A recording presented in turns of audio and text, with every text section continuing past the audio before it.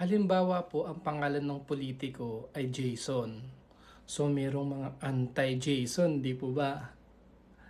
Pag naman nasugatan ka, binibigyan ka ng anti-tetano kasi laban sa tetano, no? So, pag nakagat ka ng aso, binibigyan ka ng anti-rabies. Di ba, no? Kasi galit ka dun sa rabies, kaya nilalabanan mo siya. Yung mga misis na galit sa mister nila, pwede anti-mister. Good morning po. Ngayon naman po, ang pag-aaralan natin ngayong umaga ay tungkol dun sa gamot na cetirizine. Kasi yung cetirizine, di po ba, antihistamine. Yung mismo, ang sabi, anti-allergy. So, bakit tayo galit dun sa histamine? Actually, yung histamine, sa loob din na nating katawan yan. Importante ba yung, ano bang function ng histamine? Ba't kailangan magalit tayo sa histamine kapag sinisipon o yung allergy? At bakit ba yung ibang doktor yung nagbibigay, yung iba hindi?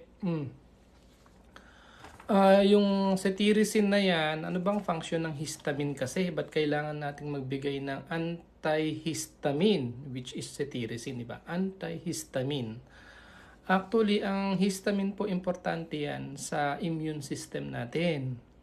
Nare-release kasi yan kapag yung histamine, pagka meron ng, halimbawa may invaders sa katawan natin, mga pathogens, bacteria, parasite, nare-release sila kasi kasama rin kasi sila sa immune system.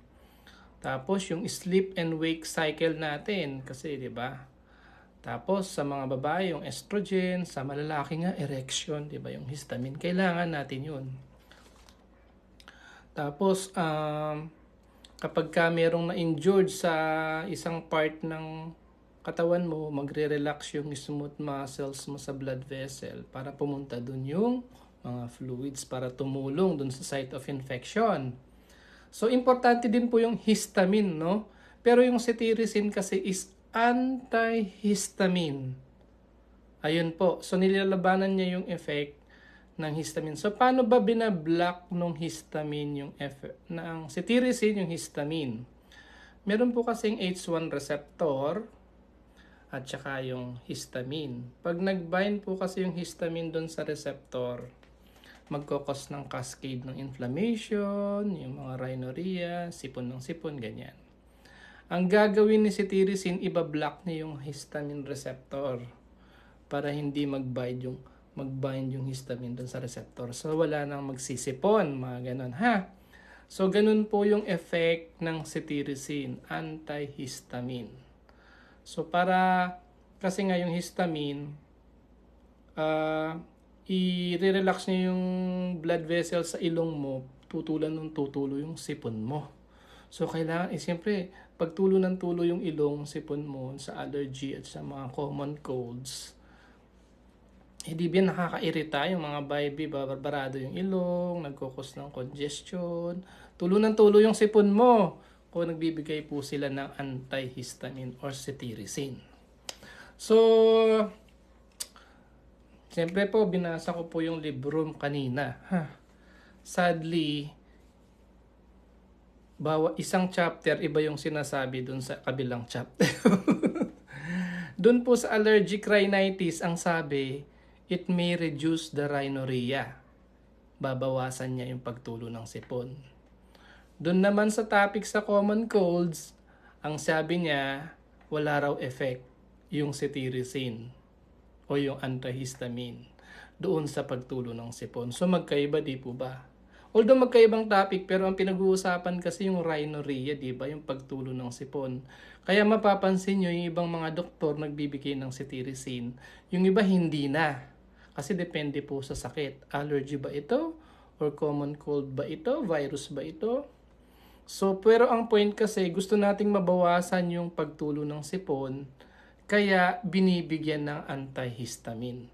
Pero wala tayong hard and fast rule na yun talaga yung gamot, ha? Depende po kasi sa simptomas. So, kung gusto nating paniwalaan yung isang chapter, it reduce the rhinorrhea or sipon. Yung sa kabila naman daw, no effect naman daw kasi pag viruses. So, titimbang-timbangin po natin. Di po ba? O sige, I hope napagulo ko kayo yung isip nyo. So, depende po. Minsan, kung makakabawas, sabi dun kasi sa isang chapter, no effect on rhinorrhea. Mas maganda pa nga daw gamitin yung first generation kasi 25 to 30% mababawasan yung sipon. Yung cetirizine, actually sa ibang bata, inaantok lang sila. Eh pag tulog na, wala nang sinisipot kasi tulog na sila, di po ba? Yung isa naman sa allergic reaction, sabi niya, it may reduce the sipon or rhinorrhea. Sa common colds, sa mga viruses, wala daw effect. Pero minsan nagbibigay din ako as pediatrician para mabawasan naman yung pagtulo-tulo ng sipon. Pero hindi siya cure. Ibig sabihin po yung cetirizine parang symptomatic treatment lang para mabawasan lang po. Adjunct siya sa treatment, hindi siya yung main treatment. Kaya pag sinabi ng nanay, Doc, hindi naman gumaling yung anak ko doon sa cetirizine na binigay mo doon sa sipon niya. Kasi nga, hindi naman talaga yun yung cure. Babawasan lang po yung mga simptomas. I hope nakatulong po yung vlog na ito. Ang haba na naman. Thank you po, thank you.